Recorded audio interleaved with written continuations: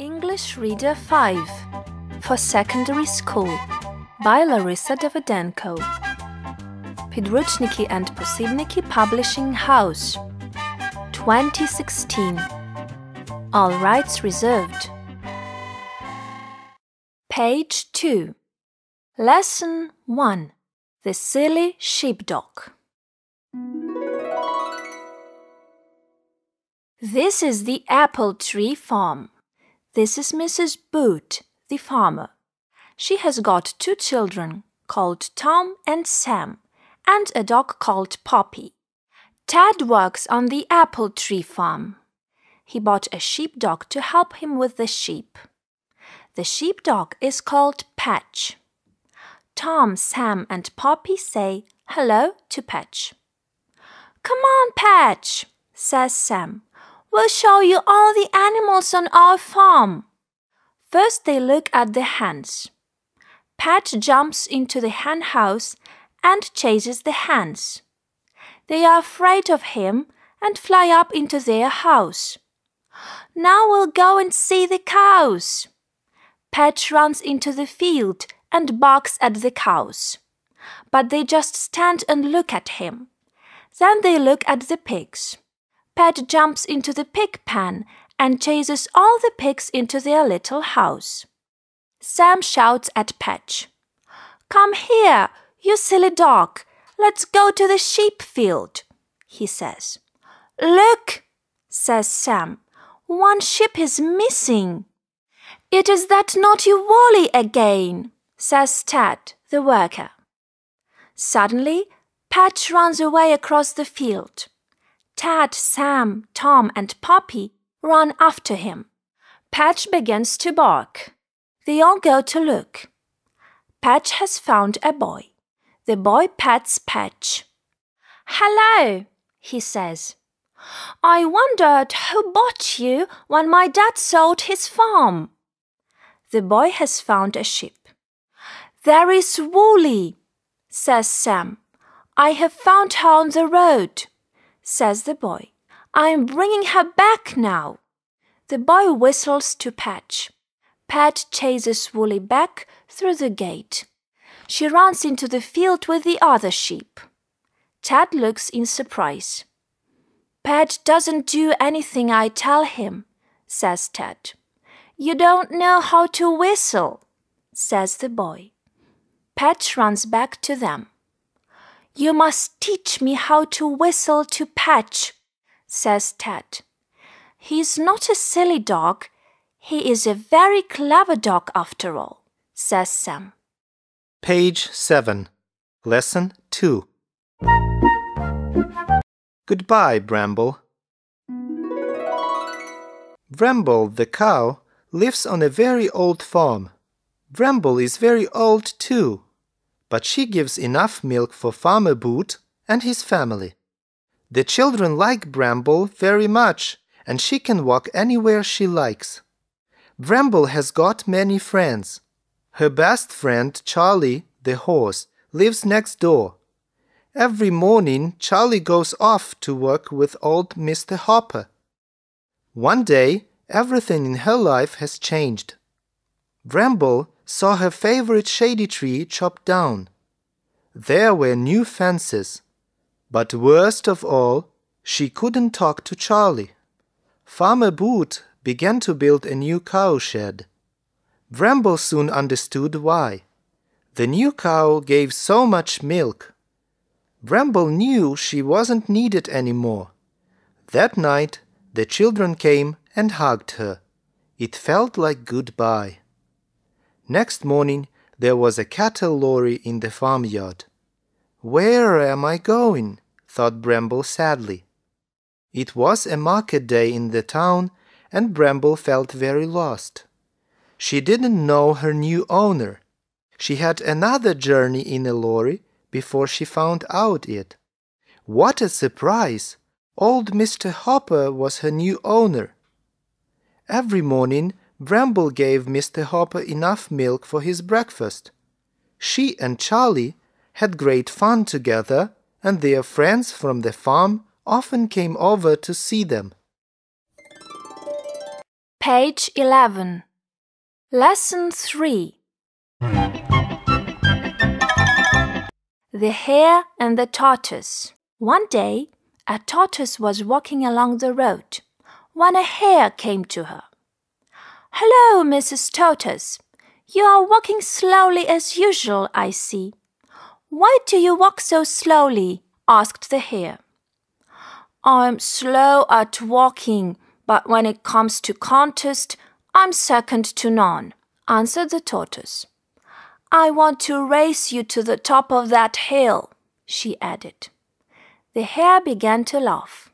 "Ha, ha, ha! That's great! There's no way you'll win, you know." The hare quickly called his friends together. "Let everyone see who is swifter, Slow Tortoise or I," he said. Then the lion shouted, "Get set! Go!" And the hare and the tortoise started off together. The hare began to run so quickly that it was not long before he reached halfway up the hill. He turned back and saw that the tortoise was still very far behind him. His friends were all laughing at the tortoise. "Mrs. Tortoise, you're the slowest creature in the world." But the tortoise continued to walk steadily up the hill without a pause. The hare saw her slow pace and decided to take a short nap. While the hare napped, the tortoise continued walking slowly but without rest. When she was finally halfway up the hill, she heard a loud snoring. "What's that? I hear someone snoring. Oh, there is Mr. Hare sleeping." The tortoise continued her way. After a long nap, the hare awoke. "How far has the tortoise gone?" he thought. "Oh no, it can't be," he cried. He looked at the top of the mountain and saw the tortoise there. She was shouting with joy because she was the winner. Page 16. Lesson 4. The Elephant and the Dog. Once upon a time, there lived a dog. One day, he came to the king's elephant. He was very hungry and wanted to eat very much. In some months, the elephant and the dog became close friends. The elephant gave his food to the dog, and they ate together very often. When the elephant slept, his friend slept too. When the elephant wanted to play, he caught the dog in his trunk and swung him to and fro. They were very happy together. One day, a farmer saw the dog and asked the elephant keeper, "How much do you want for the dog?" "I want to buy him. He looks very clever." The elephant keeper wanted much money. The farmer paid it. He took the dog with him to the village. When the time came for the king's elephant to eat, he did not eat. When the time came for him to bathe, he didn't bathe. He was very sad because there wasn't his friend with him. Many days he didn't want to eat, to bathe, and to play. One day the king came to the elephant keeper's house and asked him, "Why is the elephant so sad? Where is his friend who ate and slept and played with the elephant?" The elephant keeper answered that the farmer bought the dog and took him away to the village. And nobody knew where the farmer lived. "Very well," said the king. "My servants must find the farmer and ask him to turn the dog loose." The farmer heard about King's will and turned the dog loose. The dog ran back as fast as he could to the elephant's stable. The elephant was very happy to see the dog. He picked him up with his trunk and placed him on his head. Then he said to the king, "We'll live together all the rest of our days. Thank you very much." Page 22. Lesson 5. The Magic Basket. A mother and her little son Johnny lived in a small house. They were very poor. The only treasure in their house was a grey goat. One day, the mother said to Johnny, "We have got no money. We have got no bread. You must go and sell our goat." Johnny took the goat and went to the town. On his way, he met a farmer with a large basket in his hand. The farmer said, "Please, sell me your goat." "What can you give me for it?" asked Johnny. "I can give you this basket," answered the farmer. "What can I do with this basket? What good is it for me?" asked the little boy. "What can I put in it? We are a very poor family, and we haven't got anything to eat. We have got no bread, no butter, no eggs, no fruit, and no vegetables." "The matter is, my little daughter is ill," said the farmer. "She must drink some milk from the grey goat every day, or she can die." Johnny was a very kind boy. He was sorry for the little girl. He gave his goat to the farmer. Then he took the basket and went home. When he came back home, he showed the basket to his mother and told her everything. His mother looked at the basket and said, "What a silly boy you are, Johnny. What good is this basket for us? What can we put in it?" Suddenly the basket said, "I am a magic basket. I can help you with your troubles." Saying these words, it jumped from the table and ran out of their house. When the basket came back to their house, it was full of different tasty things. There were bread and butter, eggs, cakes, fruit and vegetables. Now the mother and Johnny could have their dinner. Every morning, the wonderful basket jumped from the table and ran out of their house. And every day it came back full of good things. "You are a very clever boy, Johnny. Thank you for this magic basket very much," said the mother to her son. Since that time, they were not hungry and had always their breakfast, dinner, and supper. Page 26. Lesson 6. Jen the hen and the grains of wheat. Look at the picture. This is Little Red Hen. Her name is Jen, or Jen the hen. She has got 3 chickens, 1 son and 2 daughters. They are little and very, very nice. Jen the hen has got 3 friends. You can see them in the picture too. They are a cat, a dog, and a duck. The cat's name is Ram, or Ram the cat. He is a big grey cat. The dog's name is Tug, or Tug the dog. She is brown. She is very big. The duck's name is Chuck, or Chuck the duck. She is white. She is big too. Jen the hen found 5 grains of wheat. One day she wanted to plant them. "Help me to plant the grains," she said to her friends. Ram the cat said, "I don't want to help you. I want to play." Tug the dog said, "I don't want to help you. I want to play too." Chuck the duck said, "I don't want to help you. I want to swim." "Can you help me to plant the grains?" Jen the hen said to her little chickens. "Yes, we can." 3 little chickens loved their mother. They helped her to plant the grains of wheat. They did it very well. After some months, Jen the hen had got many grains of wheat. They grew tall and yellow. "The wheat is ripe," said Jen the hen. "Can you help me to cut the wheat?" she asked her friends. "I don't want to help you to cut the wheat," said Ram the cat. "I want to jump." "I don't want to help you to cut the wheat," said Tug the dog. "I want to run." "I don't want to help you to cut the wheat," said Chug the duck. "I want to swim."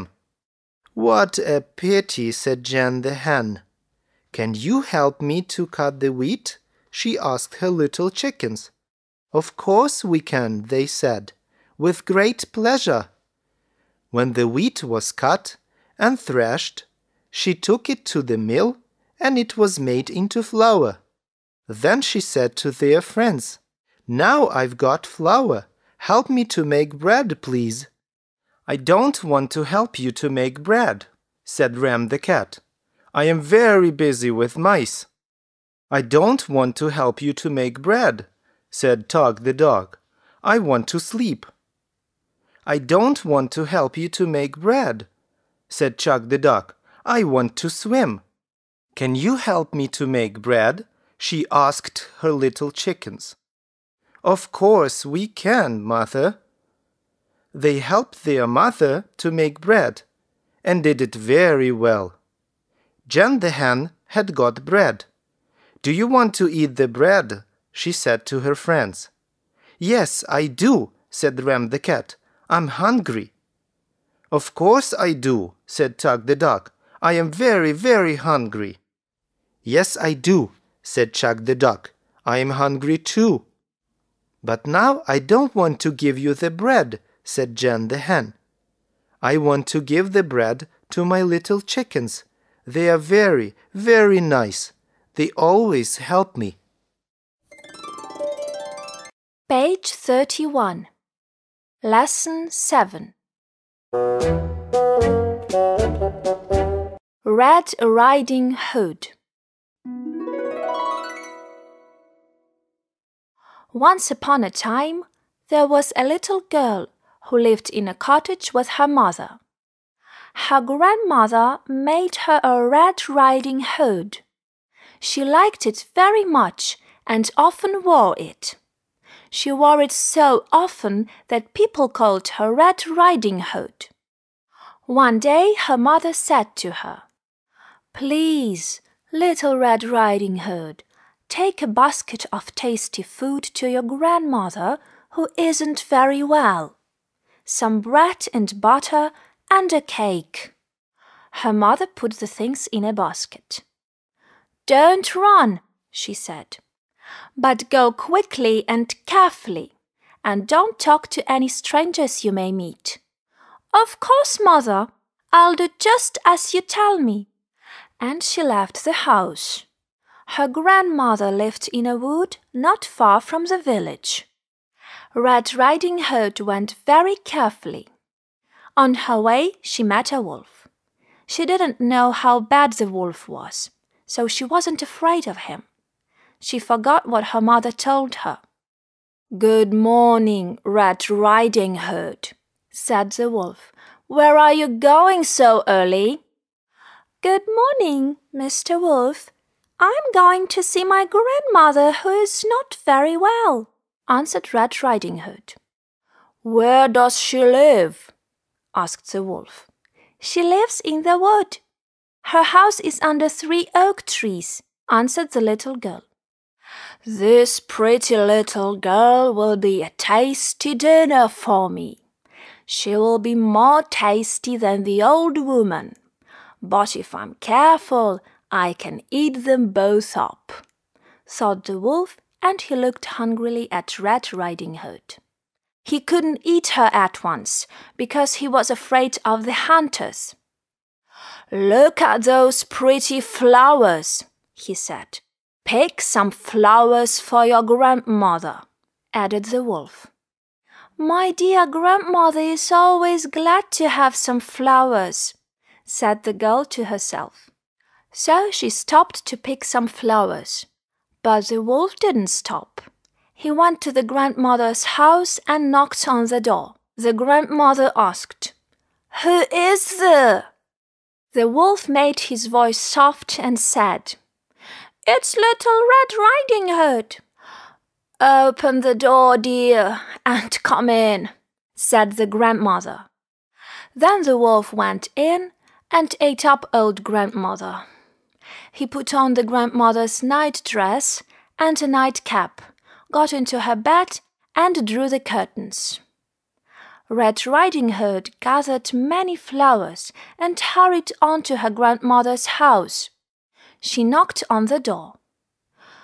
"Who is there?" asked the wolf, and he tried to speak like the grandmother, but his voice was not so soft.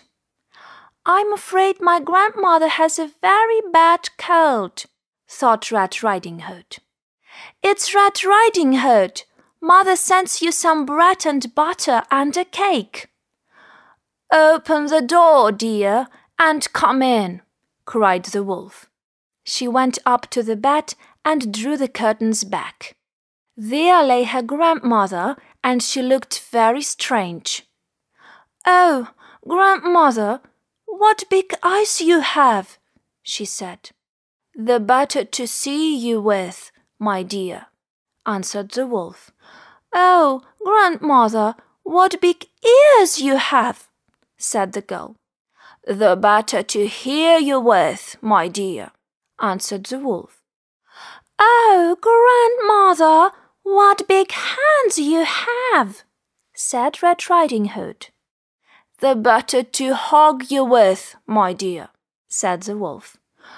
"Oh, grandmother, what big teeth you have," said the little girl. "The better to eat you with, my dear," said the wolf, and jumped out of the bed and swallowed a poor little girl. Then, after such a good meal, he went back to bed for a rest. Later on, a hunter heard the wolf's loud snores. Of course, he thought it was the grandmother, so he opened the door, went into the house, and saw the wolf asleep in the old lady's bed. He took the knife and carefully cut open the wolf as he lay asleep. The little girl jumped out, and next the old grandmother came out alive. They were happy. Little Red Riding Hood thanked the hunter and decided always to follow her mother's advice. Page 38. Lesson 8. Fat Puss. A. Once there lived a cat. His name was Fat Puss. Fat Puss was fat. He had got little thin arms, small fat feet, a very short tail, and a funny fat tummy. Fat Puss was sad. All his friends laughed at him because he was so fat. He was so big that there were many things he couldn't do. Other cats could squeeze through holes in fences, but Fat Puss couldn't. Other cats could walk through cat flaps, but Fat Puss couldn't. Other cats could hide in long grass, but Fat Puss couldn't. One day he decided to take a walk to cheer himself up. He thought of something interesting to do. When he came to the top of a hill, he tripped over a stone, and he rolled all the way down the hill. When Fat Puss stopped rolling, he sat up. Now he wasn't sad.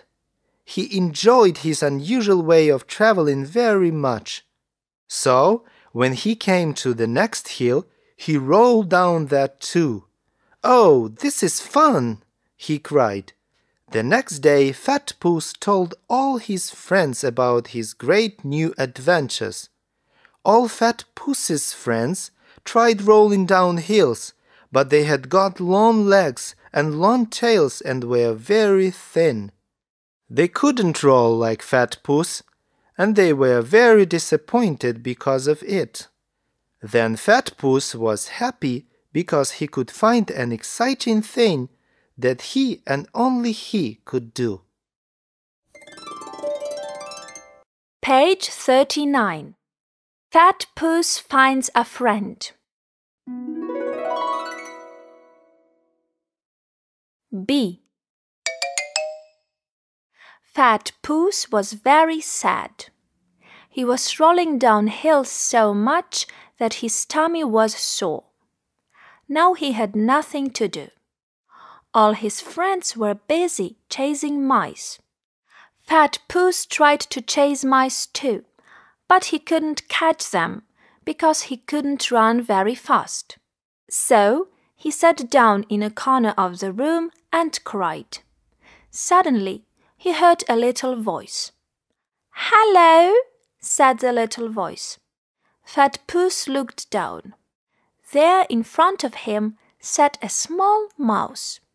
When he saw the mouse, he began to cry even more.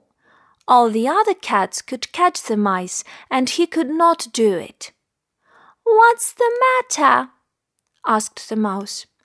"I'm so slow that I can't even chase mice, like all my friends do," said Fat Puss. "I'm very glad about that," said the mouse. "Why?" asked Fat Puss. "Because we, mice, do not like being chased," answered the mouse. "Really?" asked Fat Puss. He was very surprised at this. "I didn't know that.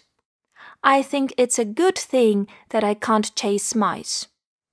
"Could you be my friend?" he asked.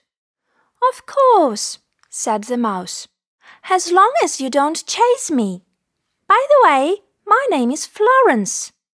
"My name is Fat Puss," he said. Since that time, Florence and Fat Puss became very good friends. Florence took Fat Puss to meet her family, her husband and 2 children. They spent many sunny days playing with her family. Fat Puss was very pleased because he had got 4 new friends. Page 40. Fat Puss in Summer. C. One warm summer day, the sun was shining brightly. Fat Puss felt so hot and thirsty that he sat down for a rest under a tree. He saw how all the other cats could drink from the pond. They stretched their long necks so that they could reach the water without falling. Fat Puss wanted to drink very much too, and he tried to copy them. He stretched his neck out as far as he could, but he couldn't reach the water.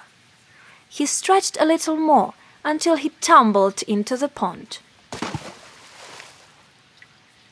"What am I doing?" he thought. "I can't swim."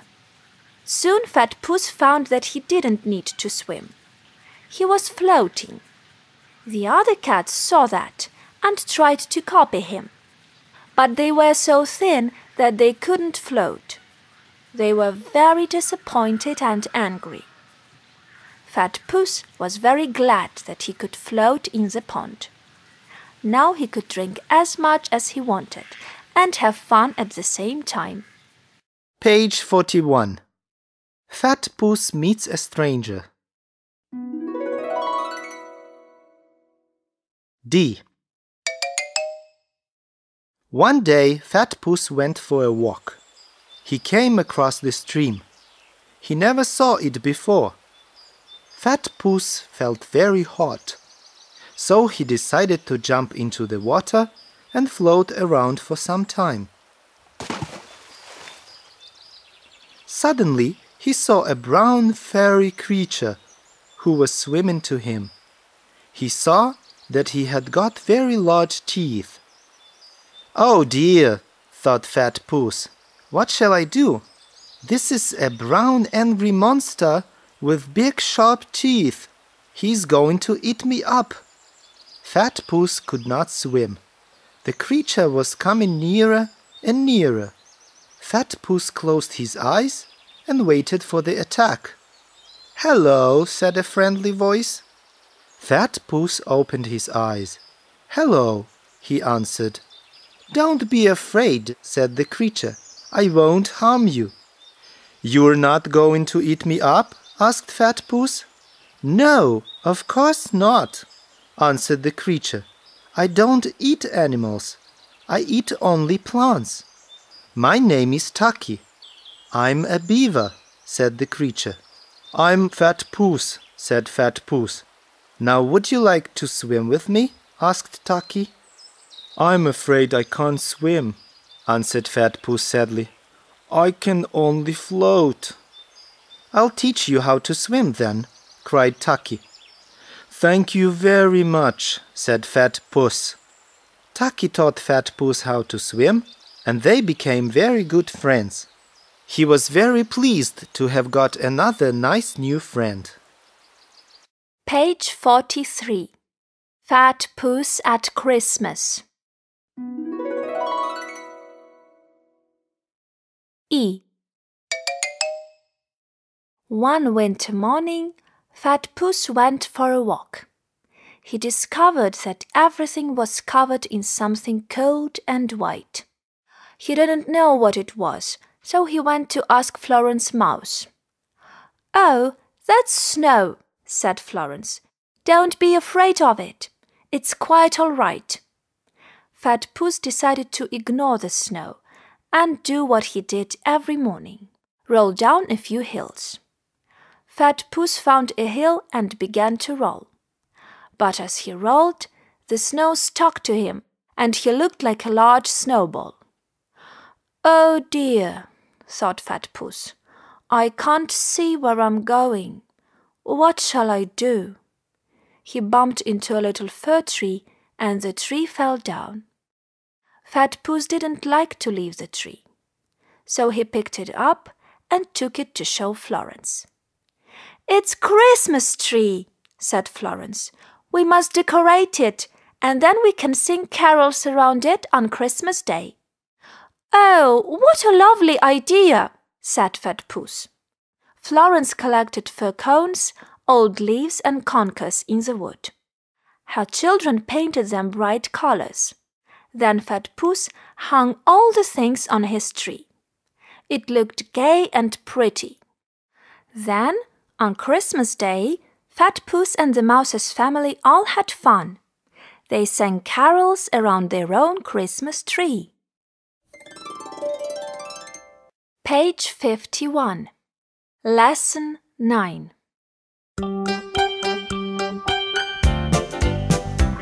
Winnie-the-Pooh and his friends.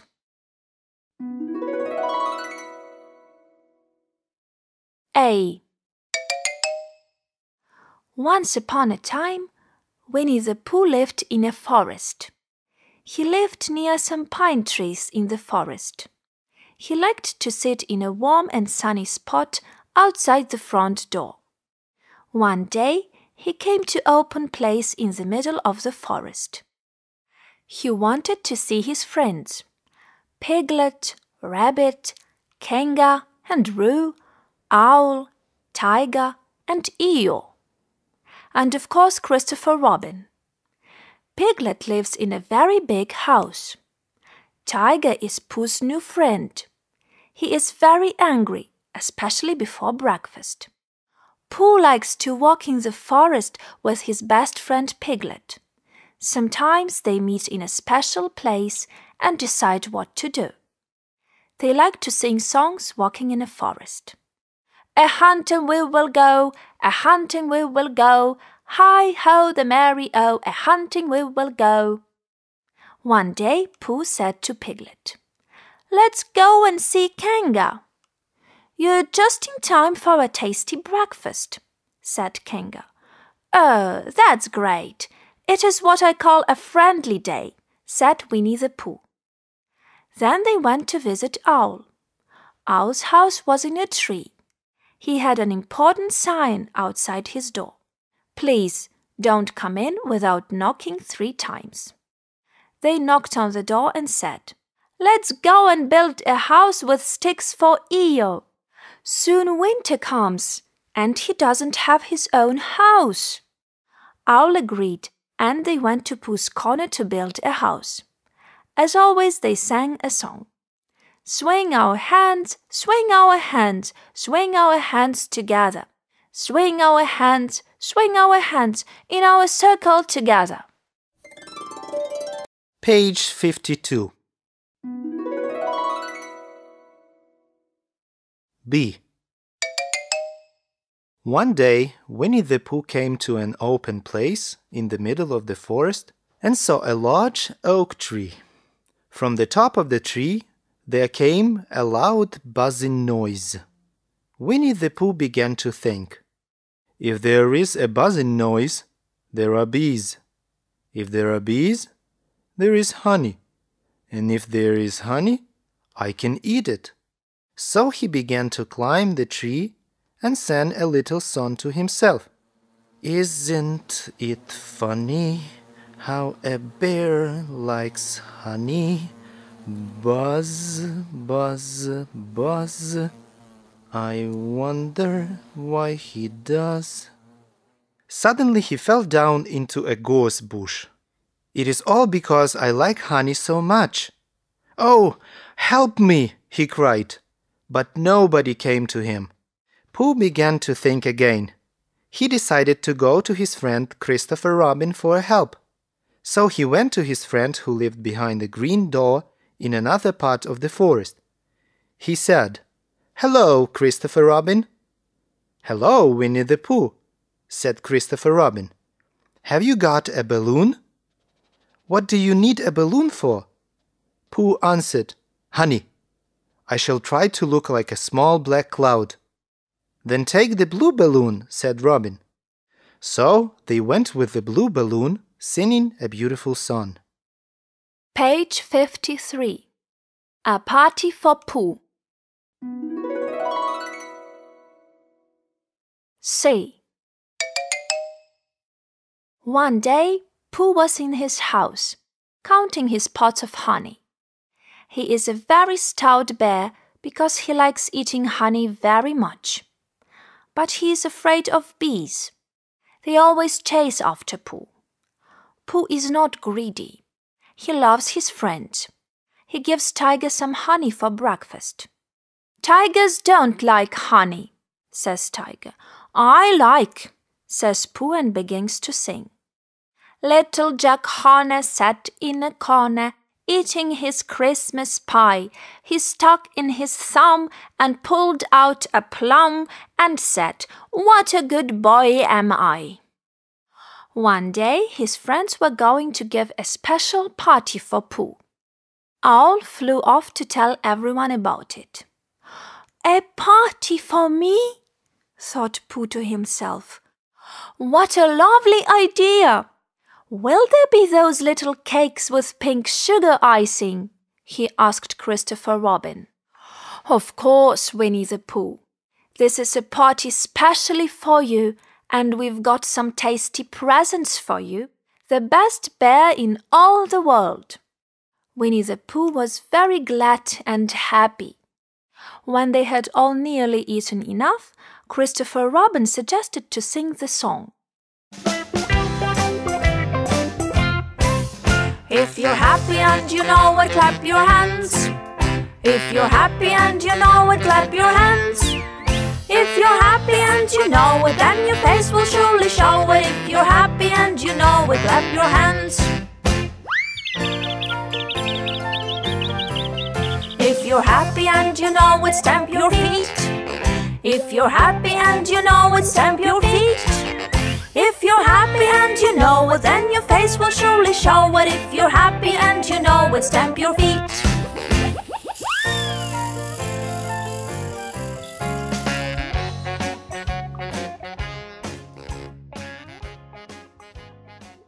Page 55. A little story about the weather. D. When it is warm and sunny, Pooh likes to sing to himself.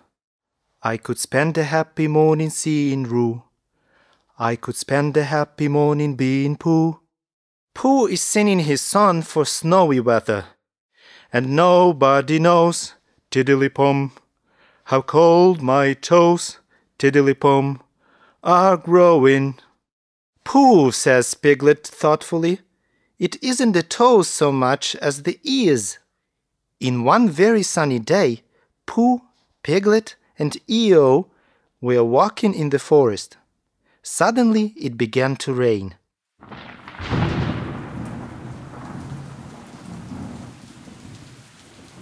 It had been raining and raining.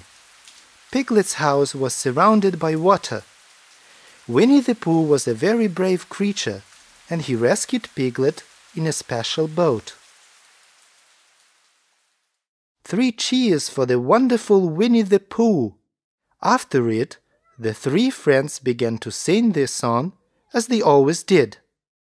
The itsy-bitsy spider went up the water spout. Down came the rain and washed the spider out. Out came the sun and dried up all the rain. And itsy-bitsy spider went up the spout again.